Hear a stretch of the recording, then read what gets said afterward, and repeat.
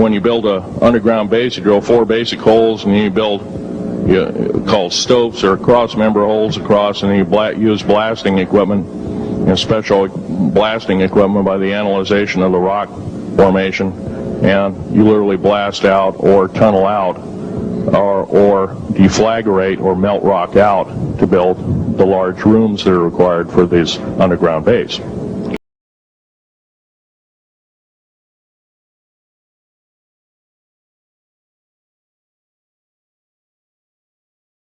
During the unbelievable part, I was involved in building another base inside of Dulce, New Mexico, which is Los Alamos Laboratory.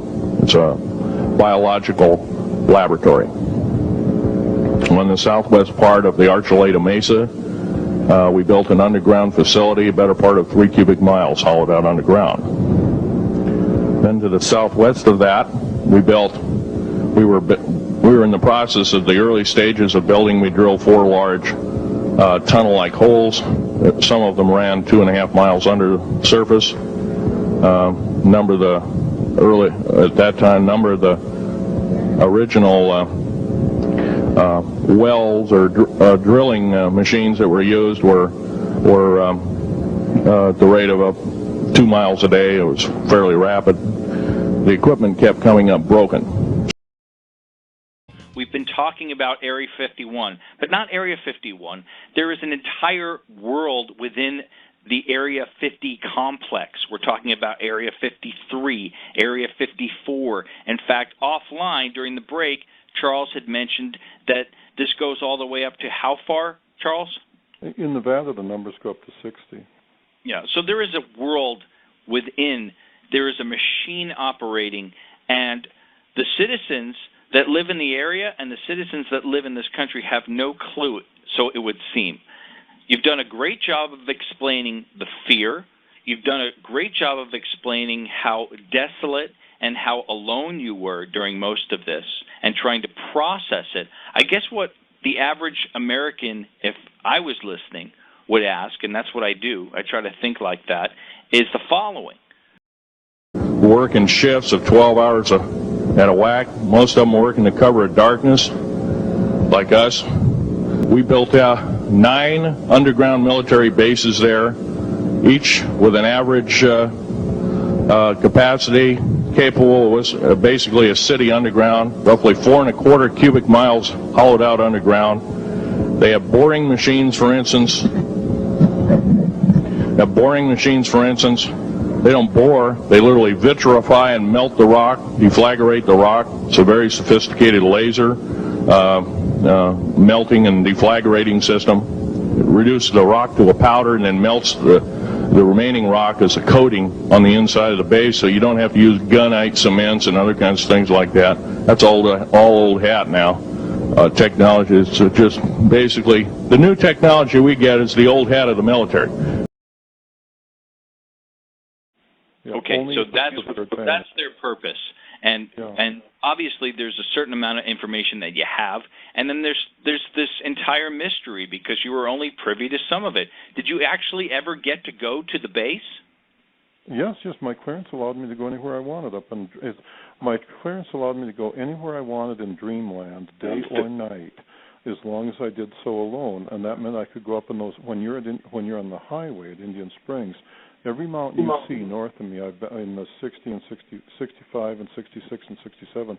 I was over every mountain many times, over in Dogbone Lake and up out on Dogbone Lake and up in the mountains way up in there, and I could go anywhere I wanted, day or night, and no questions asked. And the guards would never stop me. You didn't have to show any badges. You didn't have to phone ahead. They knew me personally, so I could go there. But if anyone else went out there, they wouldn't have come back alive. So people really have it wrong. Up in the hangar and everywhere. I think people really have it wrong in many ways about how it actually operates as far as security.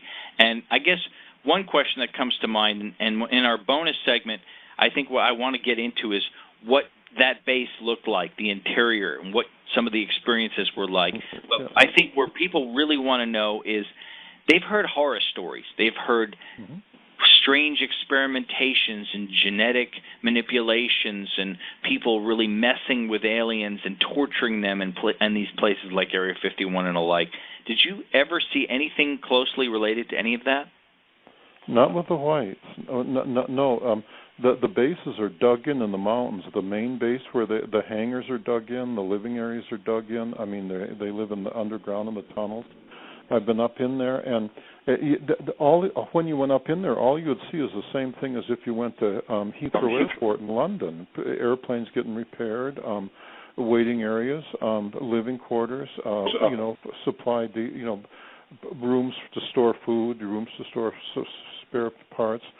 You had a hospital, you had everything under there. Medical facilities, hospital. You had scout craft hangars. But answer the question as far as you were going to answer it, and then you got sidetracked. Did you see anything that was going on there that would be labeled as illegal or in a nightmare sense as far as? There are 4 aerospace covert facilities. This is what we call the aerospace connection, in the Antelope Valley and also the San Joaquin Valley. Rockwell in the San Joaquin, Lockheed, McDonnell Douglas, and Northrop in the Antelope Valleys. And these operations are extremely suspicious. They have a surface cover activity. They call themselves RCS testing sites. That stands for radar cross-section. And apparently their presumed purpose is to test various aeroform designs atop pylons with radar cross-section. And the disturbing part is that we have found out with incontrovertible proof that there are extensive underground facilities. And for example, Northrop, we have documented to have 42 levels underground. Now, if this is radar cross-section testing, which is above ground, why do they need 42 levels underground?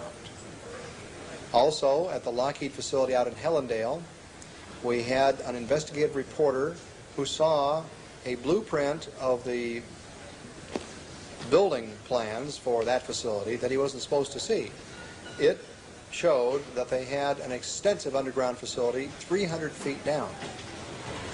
And when this reporter interviewed the person who was in charge of that facility, they had a nice, pleasant interview until at the end he told the director that he was aware of this extensive underground facility.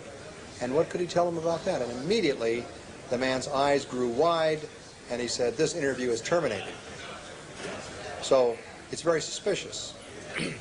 And then, of course, we have other reports of people in the area who say that they have seen alien craft emanating from these facilities and terminating at these facilities. And other kinds of blue beams, strange lights in the sky, surveillance orbs, the size of basketballs, medicine balls that survey the area and move in ways that we don't possess that kind of technology. In terms of the Northrop facility, which is also known as the Anthill, the construction, the underground facility was greatly enlarged in the early 80s.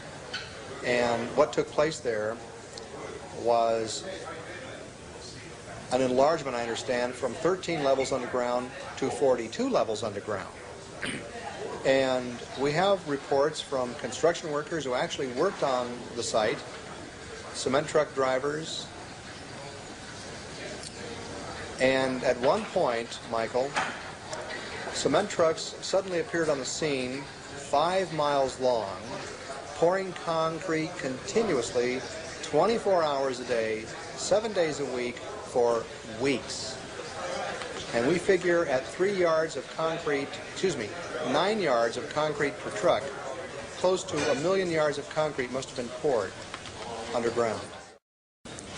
Also, we understand from the construction workers that 3 silos were constructed there, 3 underground silos, and we were bringing out the fact that saucers have been seen